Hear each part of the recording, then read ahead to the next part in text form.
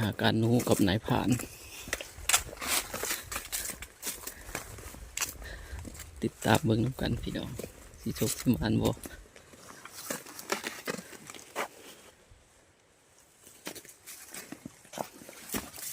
ก่อย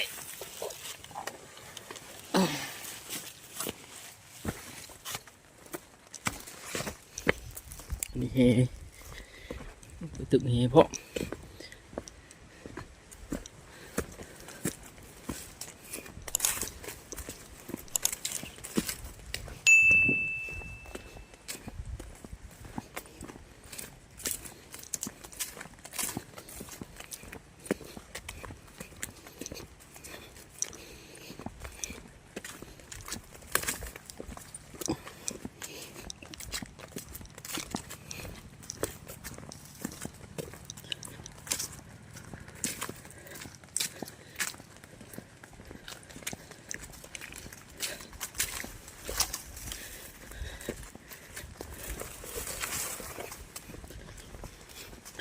ดอยเตียวบอยครบนู่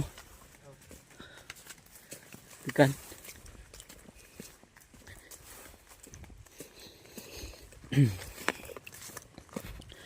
เอาถือเขาถือน้ำไปได้ถือว่าครบสุด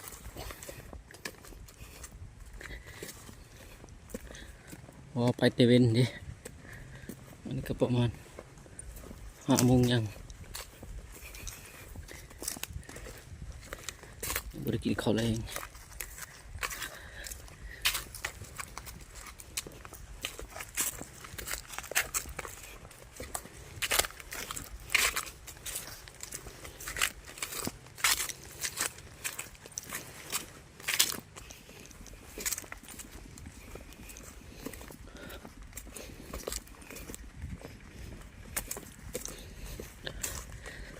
หลักกับ400พี่น้องเลยบริไกลได้ยัง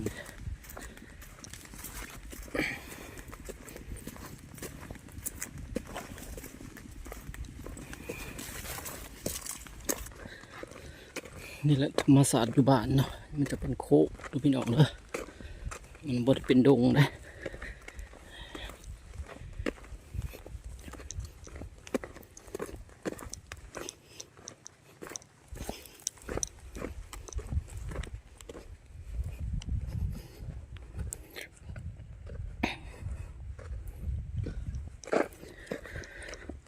ตัวนี้จะเป็นเส้นทางที่ว่าเข้าไปบ้านเก่าตัวบ้านเก่าตะกี้พวกนี้บ้านปัจจุบันนี้ ก็ได้10 ปีนี้ใหญ่ออกตะกี้บ้านเก่าแก่ตะกี้แต่เขายังน้อยตะกี้อยู่ในพวกเขาไปไหนไปแหละมี2 บ้านเนาะคือบ้านเก่งสงอยู่ทางนั้นเนาะแล้วก็บ้านภูเสบ้านเก่าตะกี้นะซื้อบ้านภูเสเนาะ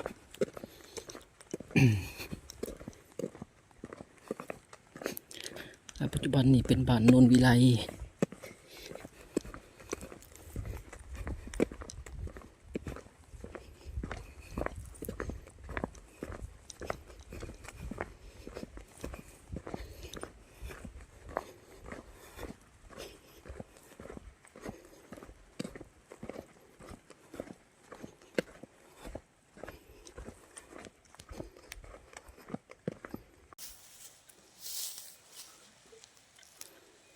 บรรยากาศยามแรง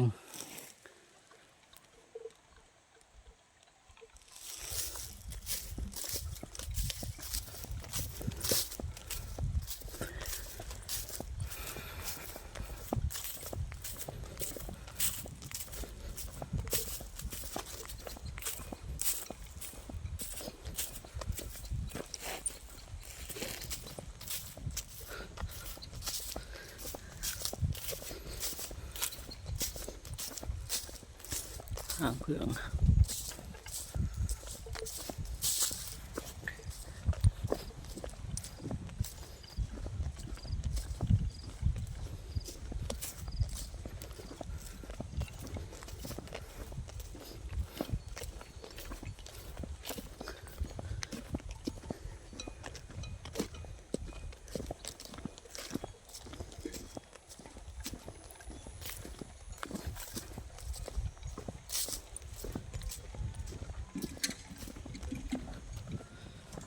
ถียงนา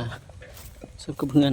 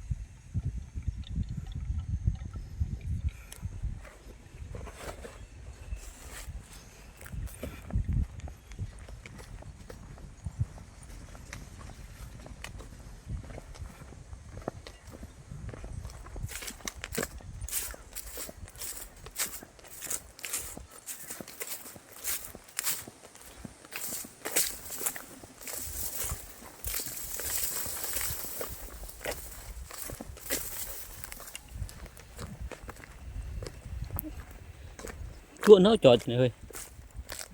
ตัวnóจอดอยู่นี่บนว่าตัว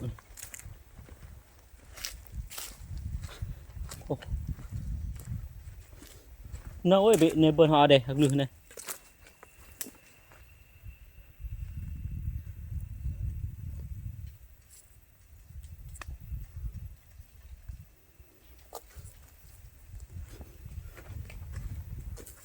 xây bưng hiênพี่น้อง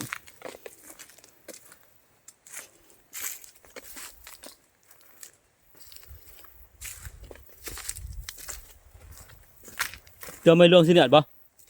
ไม่เรื่องสิเนี่ยไปเลยตะบนตัวเด่นเลยเว้ยตะบนตัวเด่นเลย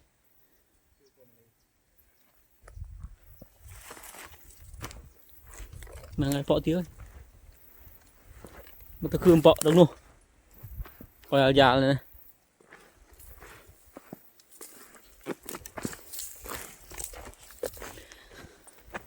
lùngมาหดเซ่แล้วมันจะกัดยำแรงๆพี่น้องอยู่เซ่โอ้สำนีใส่มองน่าจะโอเคแค่สำนี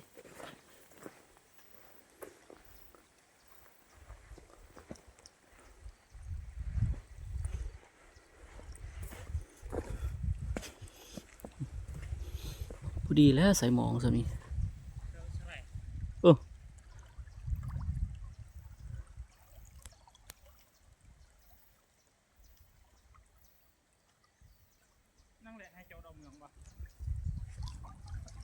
เมืองหันเดียว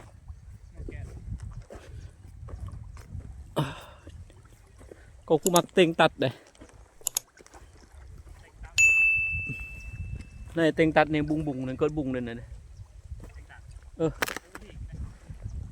โอ้เด็ตีวางก่อนแต่มันเรียงเดินมันก็ชีวิตเลยเดินกันเลย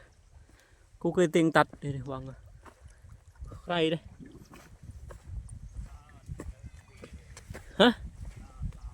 ต่อtao tắt là vớt hay trộn tay cò này cái lọ chụp têเลยmày phải trộn cái tao màu bỏ lệ mường thằng tôi mấy cái มุงพื้นๆวะเมื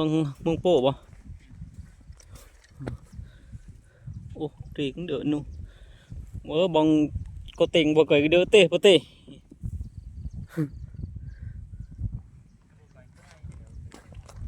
thì cho bự như vậy mà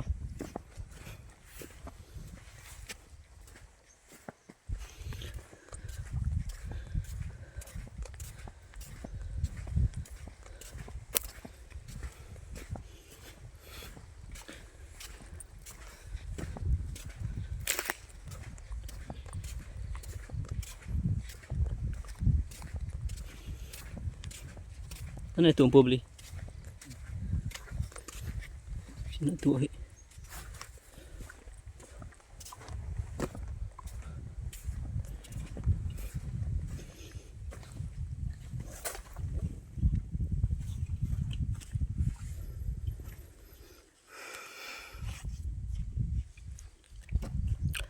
สิไปใส่หมองปะก่อน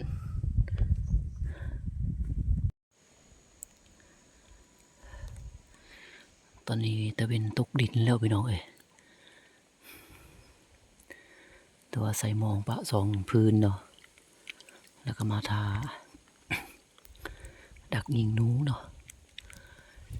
เป็นนั่นนะคะสวยติดตามเบิ่งน้ำกันเนาะว่าสิโศกสิมานสำไรพี่น้องเบิ่งแล้วก็อย่าลืมกดไลค์กดแชร์ให้นี่เด้อพี่น้องเด้อแล้วก็อย่าลืมกดติดตามเนาะกดกระดิ่งแจ้งเตือนพร้อมเนาะเพื่อจะได้บ่พลาดคลิปใหม่ๆติดตามเบิ่งนำกันเด้อพี่น้องเด้อว่าสิโศกสิมานหรือบ่เนาะ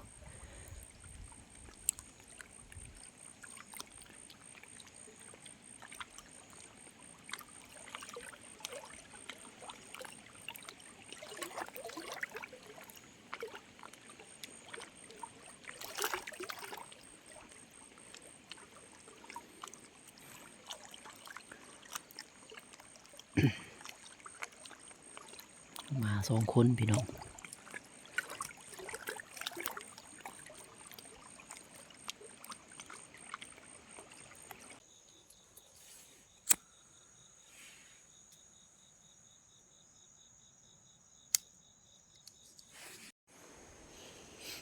ตึกเฮพี่น้อง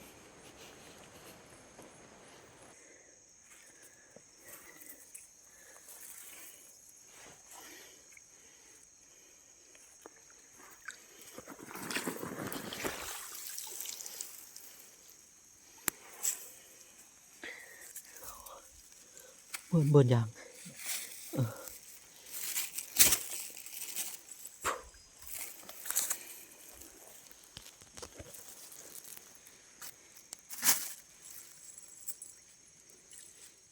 ปีตูมๆนุ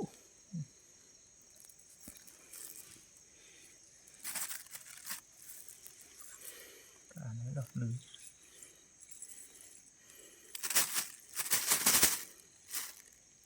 ประโยชน์วะ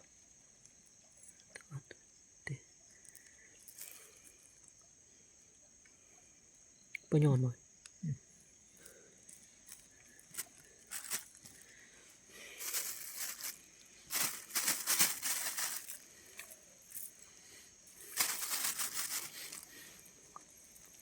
เตี้ยกาcon đè cho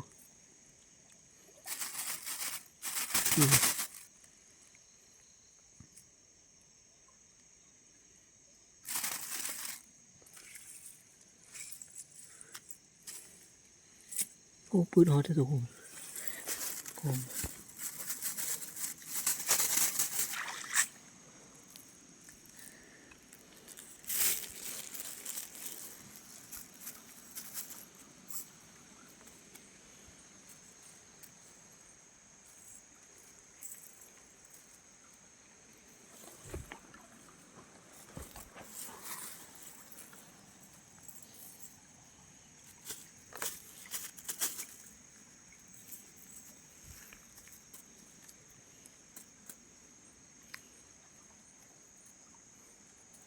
vâng vậy ui này tạo bài bạt rồi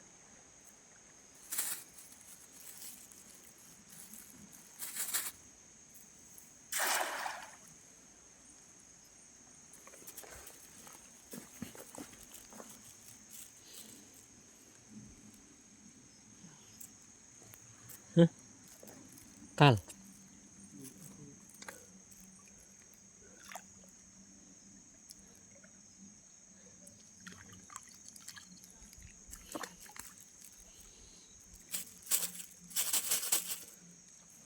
นั่นเนาะถ้าเขาไม่กลัวไปจัดเดียว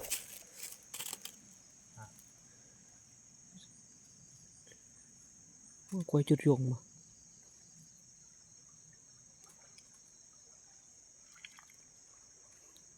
โอ้ยฮะมูดอดเดนี่ทีมูดอดเทนูมันยาวจีดอายุกอง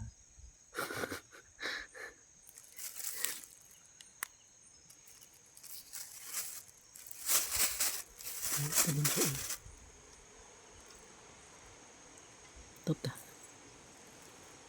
giờ tôi chỗ cơm sẽ thấy bướm này vô đi đâu buông muôn mặn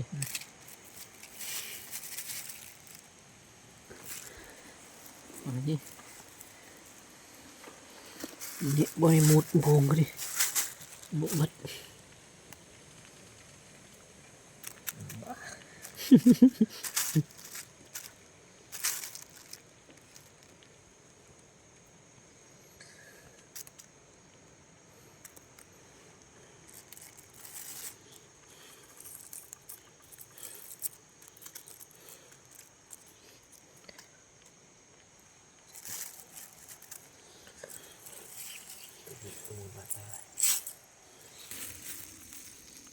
okay, còn sao lăng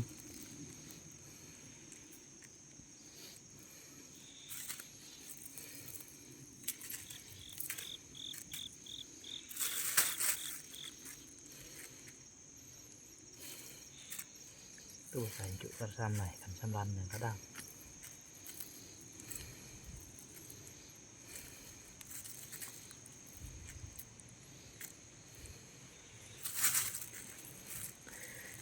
ตัวอันนั้นก็เบื่อหนู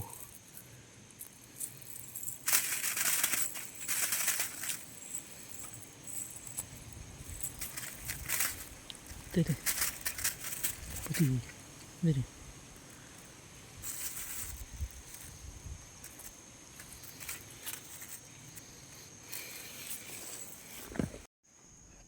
กำลังกองไฟปิงปลาพี่น้อง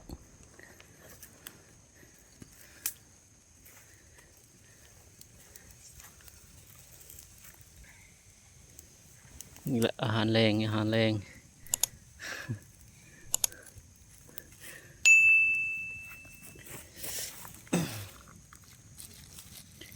ปิงปลาท่าใส่ชีวิตแบบนี้ม่วนขนาดด้วยขักก็อยู่ในเมืองเลยพี่น้องเอ้ยหาปูหาปลายิงนกยิงหนู มันก็สุดยอดแหละธรรมศาสตร์สุดๆเลย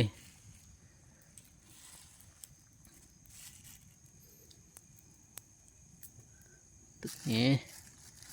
ได้ปลาปีกกิน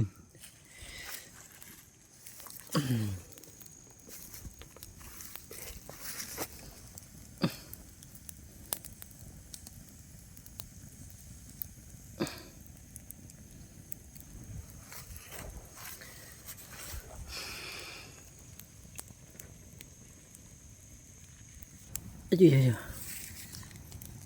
sáng lấy cái thuyền này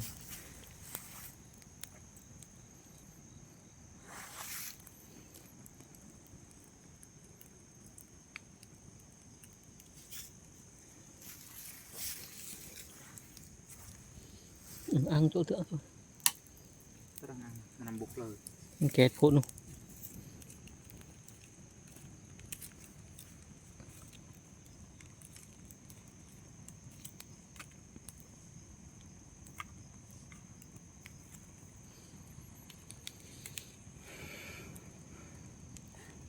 chỗ on cày cái đây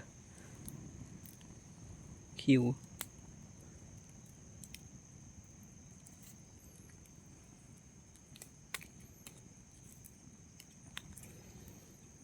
ชีวิตบ้านดงบ้านป่าแบบนี้แหละครับสุดๆ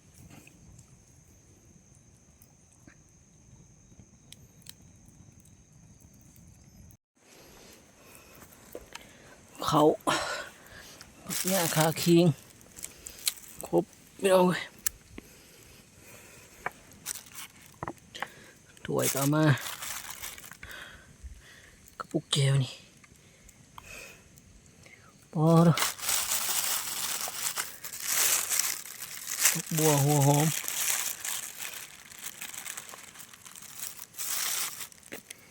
มะกอกก็มี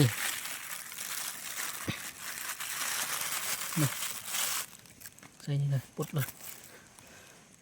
โอ้ยมันชุกโพดเลยนะ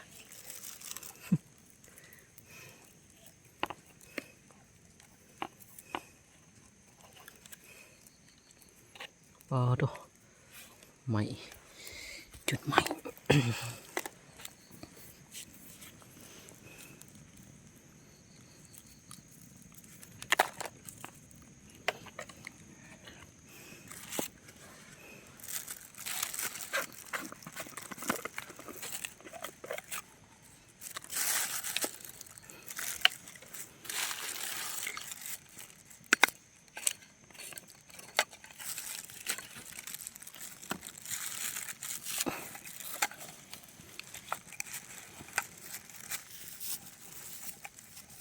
นี่เอาเจลกัน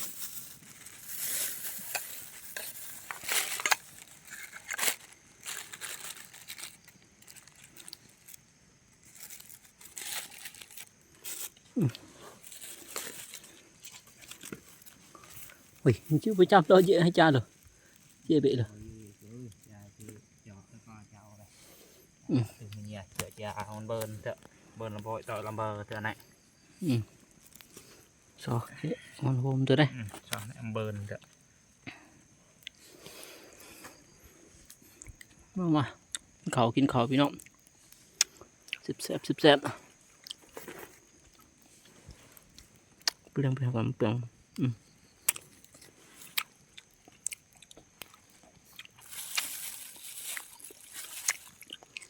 มันเถอะ มันเจอ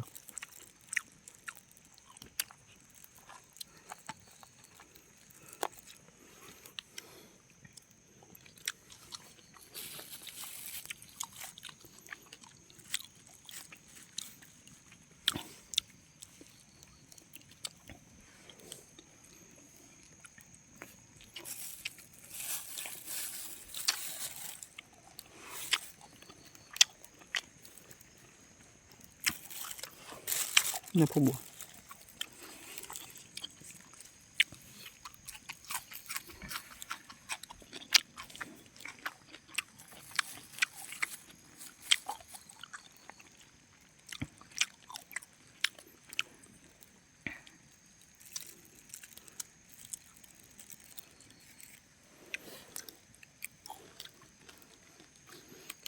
กันตะลึงสำลันนะ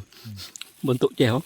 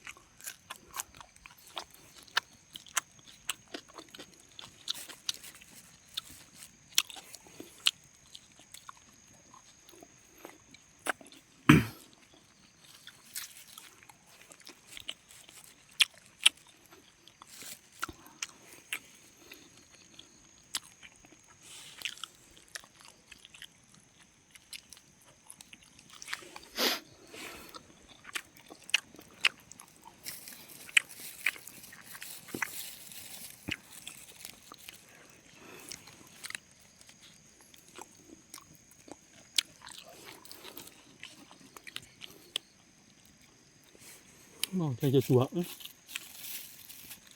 nó นื้อตัว เอ้ยใช่ปูแล้วบ่ กล่องบง บ่งเช็ดเมือง เกิงมา ซอกแต่บางตูม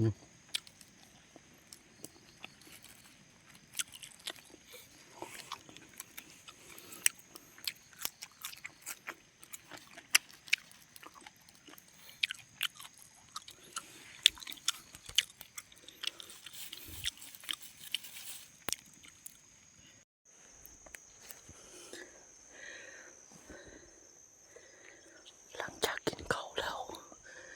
มาจอบยิงหนูพี่น้อง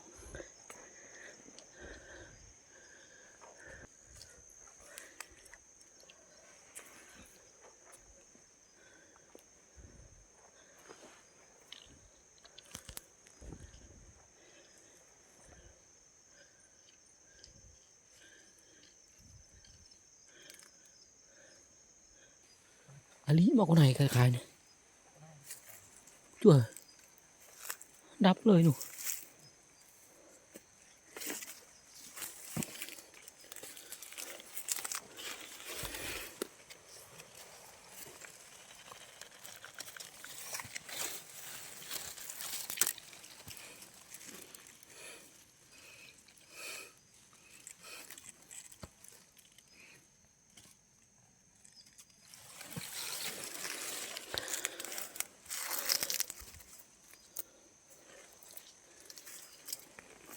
เจ้าเบิ่งพี่น้องเลย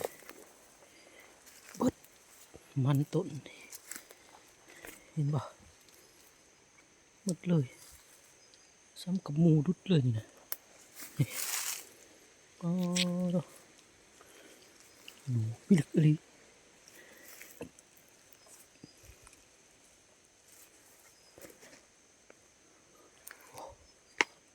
หมดเลย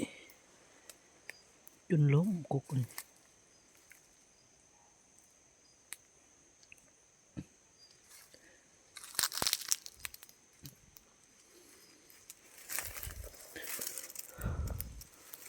โอ้โหอยู่ในคอนไม้น้ำจัก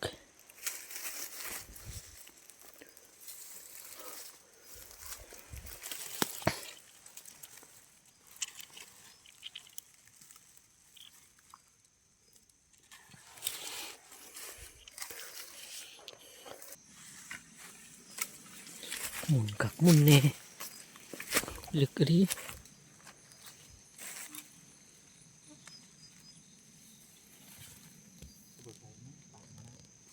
เหมาะ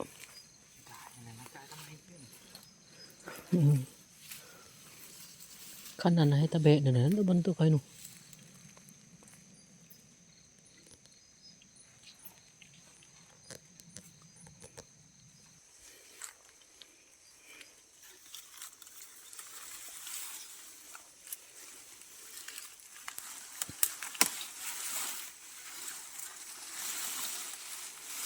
กายทำไมบ่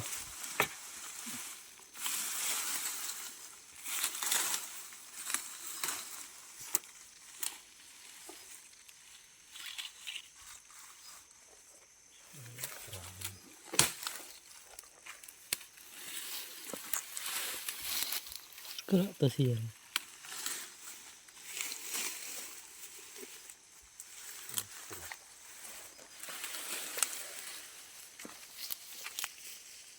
อันตัวรออยู่สัตว์ไหนนะฮะ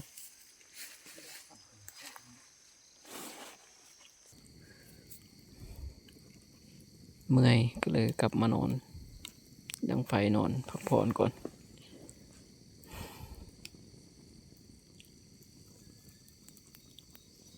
ถ้าได้เงียบถ้าฟังเสียงปืนอยู่หากเงียบสิเพราะว่าขึ้นไปยิงอยู่ส่วนมันต้นเขาจะเอาโตค่อยทายเมื่อกี้นี้นะนอนบนคืนอยู่นี่ก็ได้อันนี้พี่น้องเอ้ยดังไฟนี่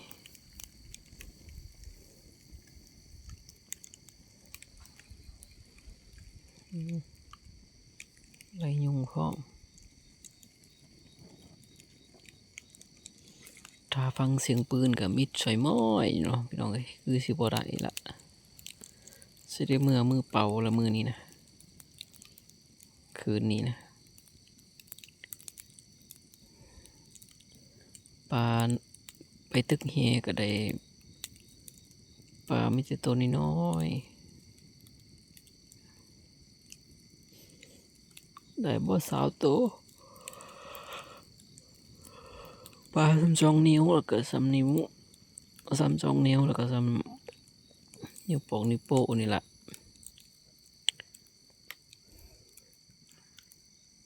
สวยแฮงอะดิ